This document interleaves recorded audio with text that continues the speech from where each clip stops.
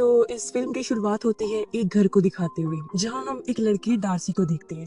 वो काफी डरी हुई थी, एक अलमारी में छुपी होती है। उसके हाथ में डॉल भी थी जिससे वो बातें कर रही थी। डार्सी दरअसल अपने डैड से छुप रही थी, जो काफी गुस्से वाले और जालिम इंसान थे। वो डार्सी को बहुत मारा करती थी। इस टाइम भी वो उसे ही ढूंढ रही थी। अब किसी तरह वो डार्सी को ढूंढकर अलमारी से बाहर निकालती है। उसे अपनी बेटी पर काफी गुस्सा था, इसीलिए वो उसे पीटने लगता है क्योंकि डार्सी ने घर की साफ सफाई नहीं की थी। यहाँ हमें पता चला कि डार्सी की मां नहीं है, उन्होंने खुद ही अपनी जान ली थी। वो अपने डैड को रोते हुए कहती है कि मैं अपनी तरफ से अच्छा करने की कोशिश करती हूँ, घर को साफ भी रखती हूँ, लेकिन कभी कभी नहीं हो पाता क्योंकि मुझे स्कूल भी जाना होता है। इस पर उसके डैड कहते हैं कि सारा दिन तुम डॉल से खेलती रहती हो, कोई काम नहीं करती। और क्योंकि उसके डैड इस बात से चिढ़ गए थे, इसलिए वो डॉल को तोड़ने लगते हैं। हालांकि उसने अपने डैड को मना भी किया, लेकिन जब वो नहीं रुके तो डार्सी की आंखों में जैसे खून उतर आया हो। वो कैंची से अपने डैड पर हमला करके उनकी जान ही ले लेती है। इसके बाद सीन बदलता है और हम देखते हैं एस्ट्रिड को। वो डार्सी की पड़ोसन होने के साथ साथ उसकी दोस्त भी थी, जो अपने डैड के साथ रहा करती थी। उसका एक पैर भी खराब था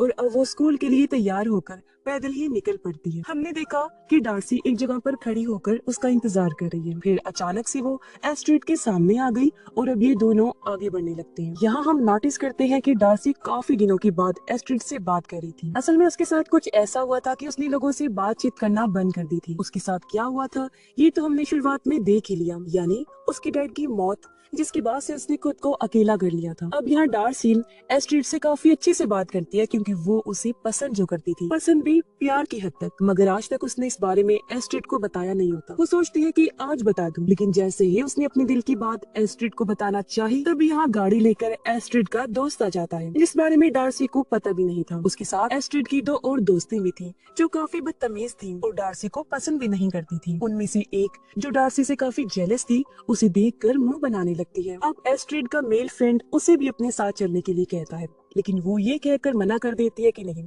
तुम लोग जाओ, मैं डार्सी के साथ जा रही हूँ। पर यहाँ डार्सी उसे ये कह देती है कि इट्स ओके, कोई बात नहीं, तुम चली जाओ, मैं खुद आ जाऊंगी। हालांकि वो ऐसा चाहती तो नहीं थी, मगर उसने कह दिया और अब डार्सी भी उन लोगों के साथ चली जाती है। जिसके बाद वो जाती है एक थेरेपिस्ट डॉक्टर के पास, क्योंकि उसके दिमाग का इलाज चल रहा था। वो अक्सर टेंशन लेने से डिप्रेशन में चली जाती थी, इसीलिए ही वो थेरेपी ले रही थी। यहाँ उसकी डॉक्टर अपना सेशन शुरू करती है। तो डार्सी उसे बताती है कि मेरे डैड ने पीना छोड़ दिया है। हम जानते हैं कि वो झूठ बोल रही है, क्योंकि अभी तक किसी को ये नहीं पता कि उसने अपने ही डैड को मार दिया है। सेशन आगे बढ़ा, जहाँ डार्सी डॉक्टर को बता देती है कि आखिरकार मैंने फैसला कर लिया है कि मैं अपने दिल की बात एस्ट्रिड को बता दूंगी। ये सुनकर डॉक्टर ने उससे पूछा, क्या जैसा तुम उसके लिए महसूस करती हो वो भी तुम्हारे लिए ऐसे जज्बात रखती है? इस पर डार्सी कहती है, उसका तो एक मेल फ्रेंड है, लेकिन खैर जो भी है, मुझे इस बात से कोई फर्क नहीं पड़ता। अब ये सुनकर उसकी डॉक्टर थोड़ी परेशान हो जाती है, क्योंकि उसे डार्सी की हालत का पता था कि वो कंट्रोल से बाहर हो जाती है। साथ ही उसकी दिमागी हालत भी खास ठीक नहीं है, ऐसा वो अपनी हरकतों से साबित भी कर रही। इसलिए डॉक्टर उससे पूछती है कि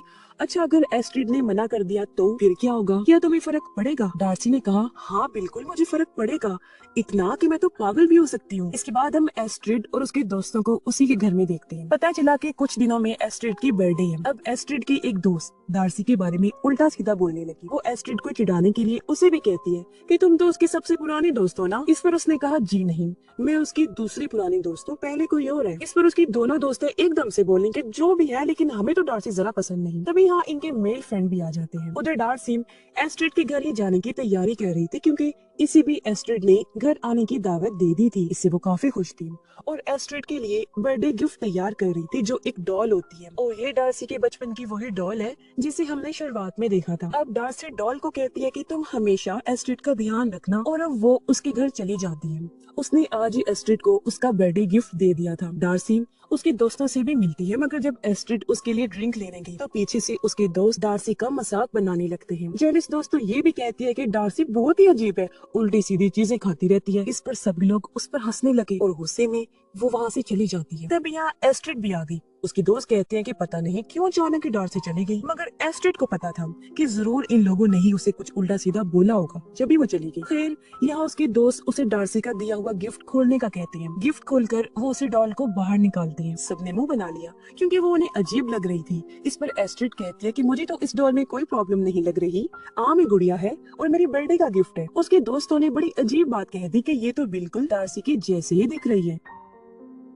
डॉल के साथ एक नोट भी था जिसे एस्ट्रिड का मेल फ्रेंड पढ़ने लगता है। उसमें लिखा था कि इस डॉल का नाम मॉर्गन है जो मेरी माँ पर रखा गया है, जिसे मैं बहुत दिल से तुम्हें दे रही हूँ। इसके आगे डार्सी ने अपने दिल की बात कह दी थी। लिखा हुआ था कि मैं बचपन से तुम्हें पसंद करती हूँ, अगर तुम मुझे एक मौका दो तो मैं तुम्हें नाराज नहीं करूंगी, तुमसे बहुत प्यार करूंगी। अब ये सुनकर एस्ट्रिड काफी चौंक गई क्योंकि उसे तो कभी ऐसा महसूस हुआ ही नहीं था। लेकिन ये सारा कुछ सुनकर उसके दोस्त एस्ट्रिड पर हंसने लगते हैं। उधर डार्सी रो रही होती है क्योंकि वो काफी उदास थी। तभी उसके पास एस्ट्रिड के मेल फ्रेंड का कॉल आया। वो कहता है कि एस्ट्रिड भी तुम्हें चाहती है, तुमसे प्यार करती है। जो सुनकर डार्सी का चेहरा एकदम खिल उठा। लेकिन हमें पता है कि वो झूठ बोल रहा है, वो तो बस डार्सी को जलील करने के लिए ऐसा कह रहा था। साथ ही वो एस्ट्रिड को उसी के दोस्त के साथ मिलकर धोखा भी दे रहा था। अचानक वो डार्सी पर हंसने लगा। कहता है, अरे पागल लड़की, मैं तो मजाक कर रहा था, सच तो ये है कि वो तुमसे नफरत करती है। जो सुनकर डार्सी को बहुत बुरा लगा। रात को एस्ट्रिड अपने डैड को भी डार्सी के बारे में सब कुछ बता देती है।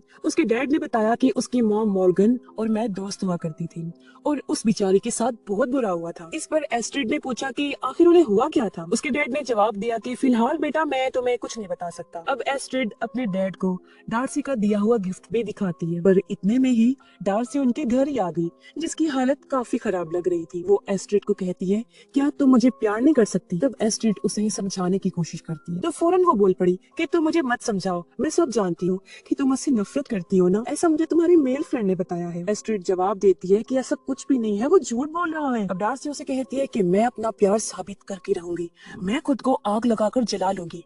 इतना बोलकर वो चली जाती है। एस्ट्रिड जल्दी से डैड के पास आई, घबराती हुई उन्हें सारी बात बता देती है और कहती है उसे हमारी जरूरत है। दोनों बाप बेटे डार्सी को ढूंढने के लिए निकल पड़ी। बीच सड़क में इन्हें वो मिल तो गई, लेकिन उसने खुद को आग लगाकर जला लिया था और वो खत्म हो गई थी, जो देखकर एस्ट्रिड काफी रोने लगती है। अगले दिन डार्सी का फ्यूनरल था जब उसे दफन किया जा रहा था। यहाँ पर एस्ट्रिड और उसके दोस्तों के अलावा और भी कई सारे लोग आए हुए थे। एक दोस्त को तो काफी बुरा लग रहा था कि ये सब हमारी वजह से हुआ है शायद, लेकिन जेनिस दोस्त को अभी भी कोई फर्क नहीं पड़ रहा था। यहाँ पर डार्सी की डॉक्टर भी थी जिसे भी काफी दुख था। तभी उसके पास डिटेक्टिव आते हैं क्योंकि वो उससे पूछताछ करना चाहते थे। वो डॉक्टर को अपना कार्ड देकर अगले हफ्ते मिलने का कहता है। इसके बाद रात का सीन दिखाया गया जहाँ एस्ट्रिड सोई हुई थी। उसके पास मॉर्गन डॉल भी रखी हुई थी, पर हैरत, उसका सर अपने आप ही घूम जाता है, यानी कि इस डॉल में जरूर कोई गड़बड़ थी और कुछ बहुत ही बुरा होने वाला था। अगले दिन डिटेक्टिव डॉक्टर से डार्सी के बारे में पूछताछ करने आता है। तब डॉक्टर उन्हें बताती है कि वो अक्सर डिप्रेशन में रहा करती थी। वो दोनों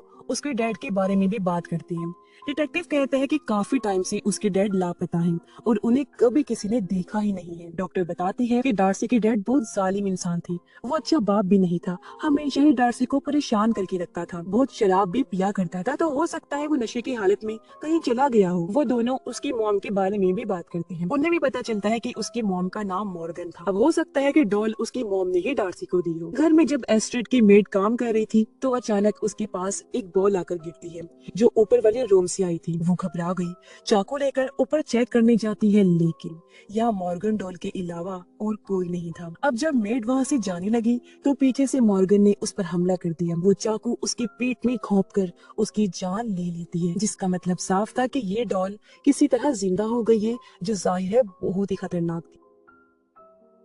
रात को एस्ट्रिड के डैड किसी काम से घर से बाहर जाते हैं। वो जब घर पर अकेली थी तो उसकी दोनों दोस्तें आ जाती हैं जो एस्ट्रिड का मूड ठीक करने आई थी। वो उसे समझाती हैं कि जो कुछ भी हुआ उसमें तुम्हारी कोई गलती नहीं है, इस चीज को तुम इतना दिल पर मत लो, जिससे उसका मूड भी थोड़ा अच्छा हो जाता है। अगले दिन एस्ट्रिड के पास डॉक्टर आई जो उससे बात करना चाहती थी। वो उसे अपना कार्ड देकर कहती है कि मुझसे जरूर मिलने आना। रात में एस्ट्रिड के दोनों दोस्त जो उसे धोखा दे रहे थे वो एक साथ गाड़ी में बैठे होते हैं।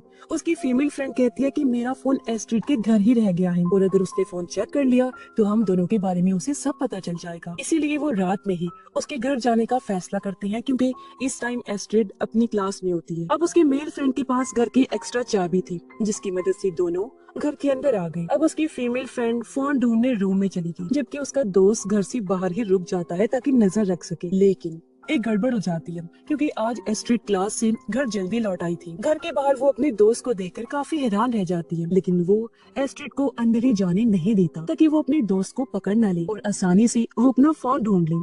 इसीलिए बहाना बनाकर वो एस्ट्रिड को वॉक पर ले जाता है। उधर एस्ट्रिड के दोस्त को अपना मोबाइल मॉर्गन के पास से मिलता है। फोन उसने ले लिया था, लेकिन जब वो कॉल सुन रही थी तो पीछे से मॉर्गन हमला करके उसकी गर्दन पर कट लगा देती है, जिससे तेजी से उसका खून बहने लगा।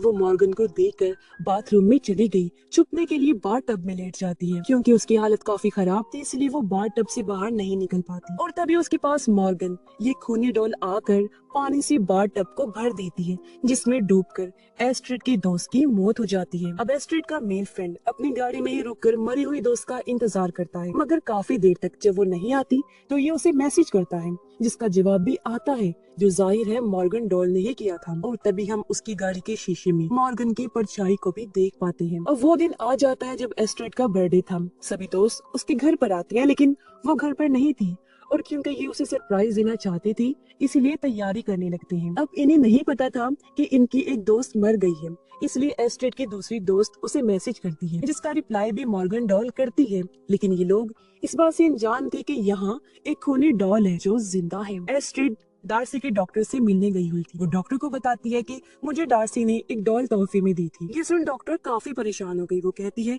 मुझे वो डॉल दिखाओ, जो देखने के लिए दोनों एस्ट्रिड के घर जाने लगते हैं। उधर एस्ट्रिड के मेल फ्रेंड के पास उसकी मरी हुई दोस्त के नंबर से मैसेज आता है। वो कहती है, मैं ऊपर हूँ, तुम भी आ जाओ। जो काम भी जाहिर है मॉर्गन का था, इसलिए एस्ट्रिड का मेल फ्रेंड बहाने से अपने दोनों दोस्तों को घर से बाहर भेजकर ऊपर जाता है। लेकिन वहाँ उसे अपनी वो दोस्त नहीं बल्कि उसकी लाश मिलती है, जिसे देखकर वो रोने लगता है। पर तभी यहाँ मॉर्गन आकर उसे चुप करवा देती है, प्यार से नहीं मार से, क्योंकि वो एक रॉड से हमला करके पहले उसे जख्मी करती है, फिर मार मार कर उसका सर ही कुचल के रख देती है। एस्ट्रिड और डॉक्टर उसके घर आते हैं, जहाँ उसके दोस्त एस्ट्रिड को सरप्राइज देती है, जिसके बाद वो डॉक्टर को लेकर अपने रूम में आ जाती है और उसे वो डॉल दिखाती है। डॉक्टर एस्ट्रिड को बताती है कि डार्सी की मॉम डॉल्स बनाया करती थी, लेकिन इसके साथ वो काला जादू भी करती थी, और मैं यहाँ यही चेक करने आई हूँ कि कहीं ये डॉल भी काले जादू से कर्ज तो नहीं, यानी कि ये भी श्रापित तो नहीं। डॉक्टर बड़े गौर से डॉल को देखने लगी। फिर वो उसे कहती है कि तुम बाहर जाकर पार्टी एंजॉय करो, तब तक मैं इस डॉल को अच्छे से चेक करती हूँ। एस्ट्रिड के जाने के बाद डॉक्टर ने देखा कि डॉल के सर पर इंसानी बाल हैं, जिससे वो काफी घबरा गई, क्योंकि उसे ये बात कंफर्म हो गई थी कि सच में इस डॉल पर भी काला जादू किया गया है। और चेक करने पर उसे एक इंसानी दांत भी मिलता है। तब टेंशन में आकर वो जल्दी से पुलिस को कॉल कर देती है। फिर डॉक्टर बाहर आ गई एस्ट्रिड को सब कुछ बताने के लिए, लेकिन जब वो रूम में वापस आती है तो डॉल वहाँ से गायब हो चुकी थी। इसलिए डॉक्टर डॉल को ढूंढने लगी, पर अचानक सामने से आकर डॉल डॉक्टर का गला जोर से पकड़ लेती है और उसने डॉक्टर को बेहोश कर दिया।